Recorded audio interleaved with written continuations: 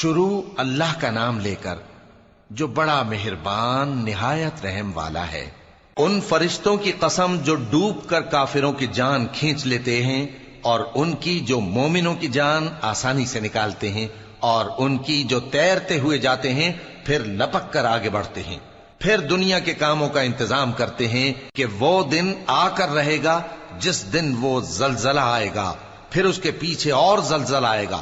اس دن لوگوں کے دل خوف زدہ ہوں گے اور آنکھیں جھکی ہوئی۔ کافر کہتے ہیں کیا ہم الٹے پاؤں پھر لوٹیں گے؟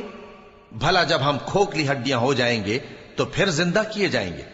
کہتے ہیں کہ یہ لوٹنا تو سراسر نقصان کا لوٹنا ہوگا۔ تو بس وہ ایک ڈانٹ ہوگی، اس وقت وہ سب میدان حشر میں آ جمع ہوں گے۔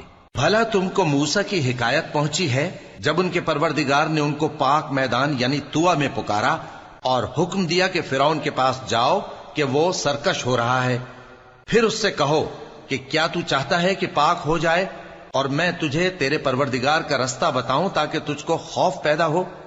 غرض انہوں نے اس کو بہت بڑی نشانی دکھائی مگر اس نے جھٹلایا اور نہ مانا، پھر لوٹ گیا اور تدبیریں کرنے لگا۔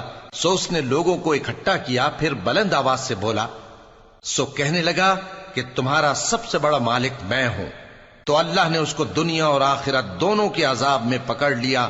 جو شخص اللہ سے ڈر رکھتا ہے اس کے لیے اس قصے میں عبرت ہے۔ بھلا تمہارا بنانا مشکل ہے یا آسمان کا؟ اللہ نے اس کو بنایا، اس کی چھت کو اونچا کیا، پھر اسے برابر کر دیا، اور اسی نے رات تاریک بنائی اور دن کو دھوپ نکالی، اور اس کے بعد زمین کو پھیلا دیا۔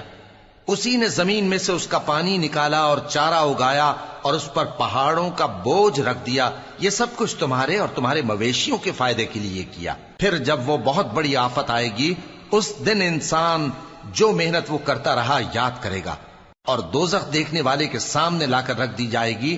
اب جس نے سرکشی کی اور دنیا کی زندگی کو مقدم رکھا تو اس کا ٹھکانہ دوزخ ہی ہے۔ اور جو اپنے پروردگار کے سامنے کھڑے ہونے سے ڈرتا اور نفس کو بیجا خواہشوں سے روکتا رہا تو اس کا ٹھکانہ بہشت ہی ہے۔ اے پیغمبر صلی اللہ علیہ وآلہ وسلم، لوگ تم سے قیامت کے بارے میں پوچھتے ہیں کہ اس کی آمد کب ہے، سو تم اس کے ذکر کی طرف سے کس فکر میں ہو؟ اس کا منتہا یعنی واقع ہونے کا وقت تمہارے پروردگار ہی کو معلوم ہے۔ جو شخص اس سے ڈر رکھتا ہے تم تو اسی کو ڈر سنانے والے ہو۔